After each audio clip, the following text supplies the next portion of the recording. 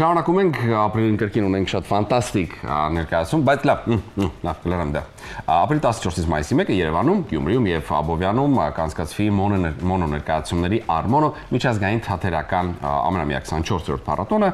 որի շրջանակներում հանդիսատեսի դատին կներկայանա Պարուհի բեմադրությունը, որը տեքստի եւ պարի միջոցով անդրադառնում է կանանց վերաբերող այն խնդիրներին, որոնք առկա են մինչ օրս։ Ավելի մանրամասն տեղի ժամի եւ իհարկե ներկայացման մասին կպատմեն մեր հյուրերը։ Այո, մեր հյուրերն են Գյումրու երիտասարդական թատրոնի դերասանուհի Անհիտ Ղազարյանը, Լույս Արավոտի եւ բեմադրիչ Արմեն Աշալոսյանը։ Բարի լույս։ Արմոնոն կարծես են ֆանտաստիկ իրականությունն է, որ կա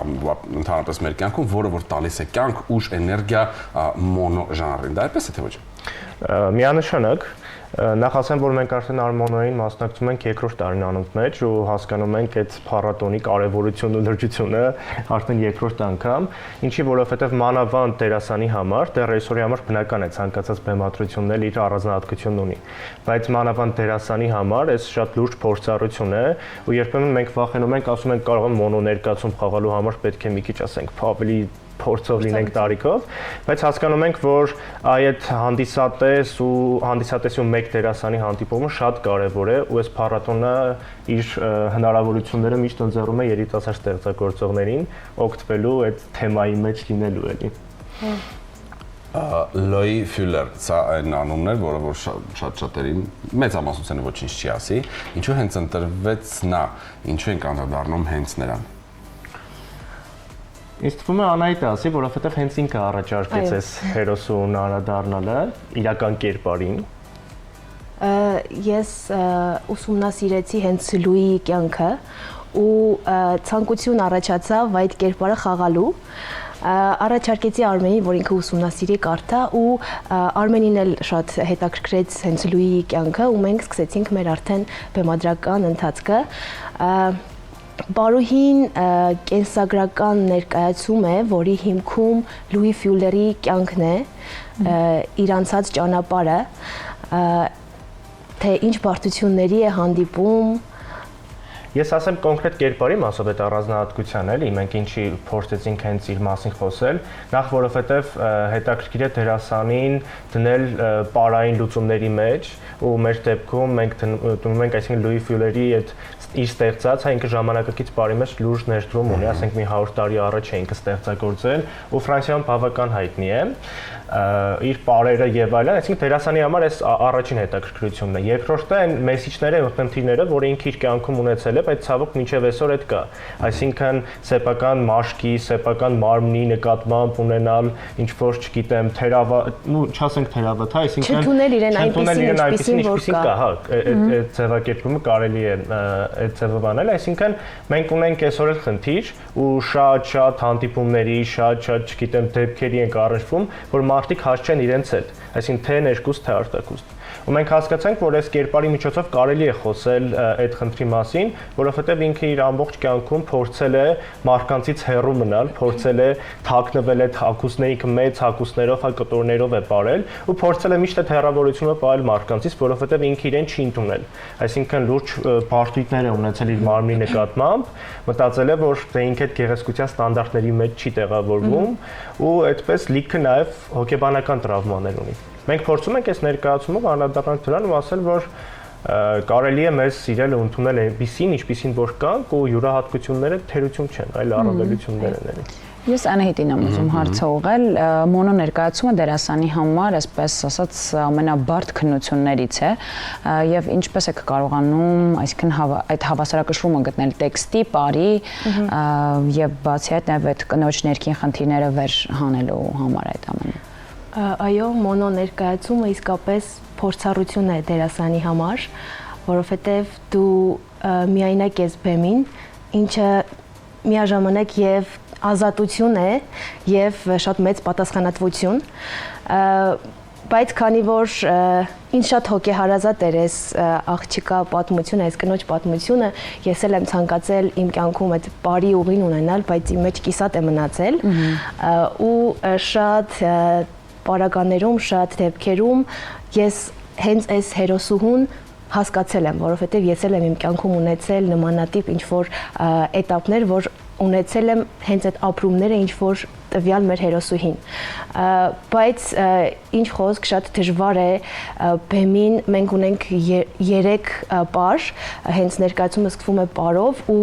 այդ պարից հետո միանգամից խոսել, կարողանալ կառավարել քո շունչը, զգացմունքները, էմոցիաները շատ բարդ է, բայց ես սիրում եմ բարդություններ ու ինձ համար սա շատ լավ փորձառություն է։ Ի տարբերություն հերոսուհու, ով ինչպես նշեցիք, ամեն կերպ փորձել է թաքնվելով այդ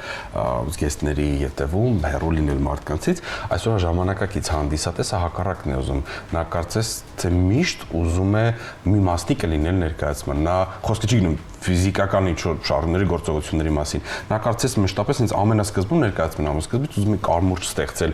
բեմի դերասանների հետ, իր մասնակցությունն ունենալ, որ ել ավելի ընկալելի լինի։ Դա ճիշտ եք նկատում, թե Միանշանակ, դες վերջին տենդենսները, հա, առասարակ թատերային աշխարհն էլ է փոխվել ու այս մոդեռն ժամանակներում, ավելի շատ պոստմոդեռն ժամանակներում այդ բոլոր պատերը քանդված են ու մենք էլ այդ պատերը չենք ստեղծում, այսինքն ինչքան էլ որ հերոսուին խոսում է այդ պատի մասին, ինչքան է հերոսուին խոսում այդ հեռավորության մասին, բայց ներկայացում է ինքը երկխոսություն է հանդիսատեսի հետ։ Առասարակ մոնո ներկայացում այդ երկխոսություն է հանդիսատեսի հետ, որովհետև դերասանուհին կամ հերոսը, հա, մենակ է բեմին ու փորձում է հարցեր բարձրաձայնել ու այդ լռության մեջ գտնել պատասխանները հանդիսատեսի հետ։ Մենք ունենք այդ կապը ու վստահ եմ, որ հանդիսատեսը կմտնի այդ երկխոսության մեջ։ Ներկայացման մեջ շոշափվում են կանանց վերաբերվող այնպիսի խնդիրներ, որոնք արդիական են մինչ օրս։ Արդյոք արվեստը կարող է լինել այն հիմնական լեզուն, որով հասարակությունը կսկսի ավելի բաց խոսել այդ թեմաների մասին։ Տեսեք, արվեստը բոլոր ժամանակներում եղել է միջոց, ու մի քիչ կոպիտ հնչեց միջոցը, բայց եղել է հնարավորություն երկխոսելու, եղել է հնարավորություն ինքնաարտահայտվելու, ու գիտեք ինչ, եթե մենք ասենք արդյոք այդ միջոցը կամ այդ արտահայտման ձևը կօգնի կամ լուծումներ կառաջարկի թե չէ, չեն կարողանա վերջնական պատասխան գտնել ըստ իս, ինչի, որովհետև արվեստագետին մնում է միայն հավատը, որ իր ստեղծածով կարող է ինչ-որ բան փոխել կամ ինչ-որ բան տալ։ Մնացածը արդեն ժամանակի հարց է։ Մենք գոնե մեր ցանկացած, հա, մեր թատրոնի գործունեության ընթացքում մենք ինչ բեմադրություն որանում ենք ու ինչ մոտեցմամբ ու ինչ ոճական առանձնահատկությամբ որանում ենք, հավատում ենք, որ այդ ինչ որ բան փոխելու է մեր իրականության մեջ, որովհետև առաջին հերթին մենք հասկանում ենք յուրաքանչյուր process-ի ընթացքում մեր մեջ է ինչ որ բան փոխվում։ Այսինքն ամենակարևորը հավատն է, որ ստեղծագործողն ունի ստեղծածի նկատմամբ, երևի այդ հավատն էլ կփոխի ինչ որ բան, թե հասարակության մեջ, թե այն լսարանի, այն հանդիսականի, որը ներկա կլինի մեր ներկայացմանը կամ ներկայացումներում։ Գյումրի, Երևան, Աբովյան ներկայացումների աշխարհագրությունը բավականին լայն է, կարող ենք այսպես ասել, ինչ սպասելիքներ ունեք տարբեր հանդիսատեսներից, հա, մարզերի։ Դե առաջին անգամը, որ մենք պրեմիերան անում ենք Երևանում, այսինքն միշտ ներկայացումները խաղում ենք Գյումրիում, պարզը պրեմիերան լինում է, հետո նոր գալիս ենք Երևան, այս դեպքում մի քիչ տեղերով պաշտպած է։ Այդ առումով էլ է հետաքրքիր։ Ինձ համար որովհետև դե ամեն դեպքում մեր հայրենիքն է, ական չէ Գյումրիում Երևանում կլինենք, բայց ուրիշ զգացողություն է, երբ դու ասենք Գյումրիում ես խաղալու պրեմիերան առաջինը։ Քո ճանաչած հանդիսատեսի առաջ։ Բայց այս մասով էլ է հետաքրքիր փորձություն ու շատ բանով, ռիսկով փորձում ենք գնալ դրան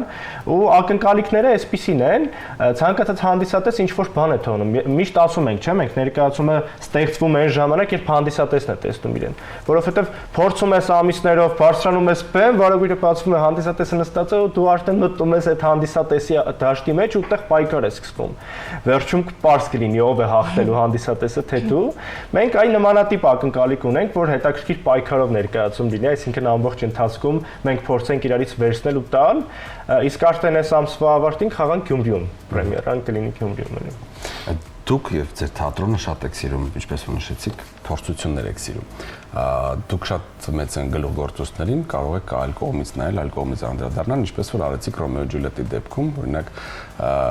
դուք հանեցիք sense մի կերպարի, որին ընդհանրապես ոչ մեկ կարելի ասել, ոչ գիտեր, ոչ ուշադրություն էր դարձնում, ոչ ընդհանրապես տեղակի որ տենց մարդ կար, Ռիչարդը, եւ դա Ռիչարդը այն մարդը, որը այդ թույնի այդ հեղինակն է, սիրելիներս, որ Ջուլիկը։ Լավ, նայեք, ու դա նաեւ ձեզ մեծ հնարավորություն տվեց ներկայանալու, արտահայտվելու որպես բեմադրիչ եւ դուք հասկացաք, որ դա պետք է խաղա ընդամենը